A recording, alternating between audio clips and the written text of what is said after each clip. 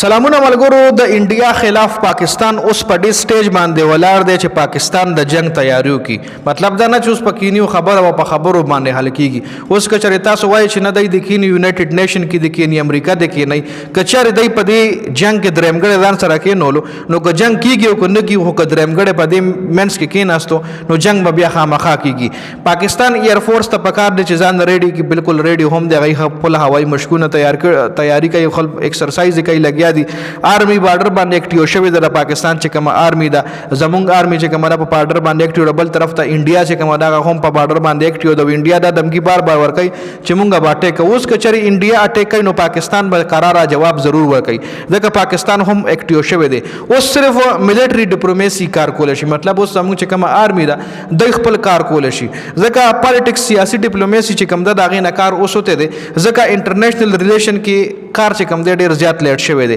انټرنیشنل ریلیشن مطلب دا اوس کچرتا د انټرنیشنلی امریکا ځان سره کینی لکه مودي او شهباز شریف کینی ځان سره امریکا م کینی او دا خبره په خبرو حل کوي یا یونایټډ نیشن کینی یا نور ځان سره کینی نو دا خبره بیا نشي حل کېده خبره په خبرو نشي ختمې ده ځکه انډیا خو الریډي سوري امریکا خو الریډي اعلان کړی دی ټویټ سکړی دی دا چې کم پرایم منسٹر دی د امریکا چې کم وزیر اعظم دی او کم چې نائب وزیر اعظم دی ای دوه ټویټ کړی دی انډیا ته سپورټ اعلان خو کلیام کړی دی چې موږ د دهشتګردۍ په دې جنگ کې انډیا سره مرسته کوو موږ د دهشتګردۍ په دې جنگ کې انډیا سره ولاړ یو د انډیا سپورټ کوو نو اوس کچره انټرنیشنل ریلیشن په دې کې انوالو کیږي نو دا غي غټ مثال زموږ د وړاندې د فلسطین تاسو ګورئ یوکرين تاسو ګورئ کوم ملکونو کې جنگونه کیږي په دې کې انټرنیشنل مطلب انټرنیشنل انټرپشن ضرور کیږي په دې کې هم دغه خلک الریډي انوالو دي نو تر اوسه پورې انټرنیشنل آرډر فلسطین ته لانو چې لکه دا جنگ روکتام کوي تر اوسه پورې یوکرين ته لانو چې لکه را جنگ بس ته بند کوي نو چې کله هم د دوه ملکونو اوران راضي کنه نو بیٹر بداوی غي د پاره چې په خپلو کې کینی او روغ راولي کچره دای په کې دغه خلک انوالو کوي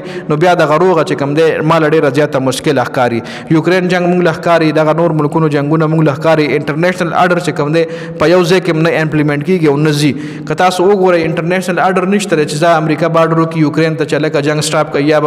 دغه فلسطین جنگ ته آرډر کې چلے کا جنگ سٹاپ کوي نو جنگ سٹاپ پشي یا کچره ختمه کلامه کړه انډیا او پاکستان سره کلیش راځي او دی ولا نو دا آرډر مډر نشته وروره کچره خبره حل کیږي نو انډیا او پاکستان به په خپل حل کوي او بل طرف نه د انډیا له طرف ډېر غټي دمګیانې پاکستان ته ملاويږي خو دمګیانې چې کم دي سي دا خلی خبرې دي ګوره څوک چې حمله کوي یا څوک چې گزار کوي نو هغه بل نه وای چې زدا گزار کوم ځکه چې بل دی وي زه گزار کوم نه خو بزان اکټیو کی نو چې څوک حمله کوي او اٹیک کوي نو هغه بل پزان خبره يم نه نو خو دې طرف لا انډیا د طرف نه چې کم مطلب وارننګونه پاکستان ته ملاويږي نو پاکستان آرمی هم خو ریډي ناسته د اکټیو ده خپل هوایي مشکونه خپل ایکسرسایز هغه کمپلیټ روانه کړی دي او دا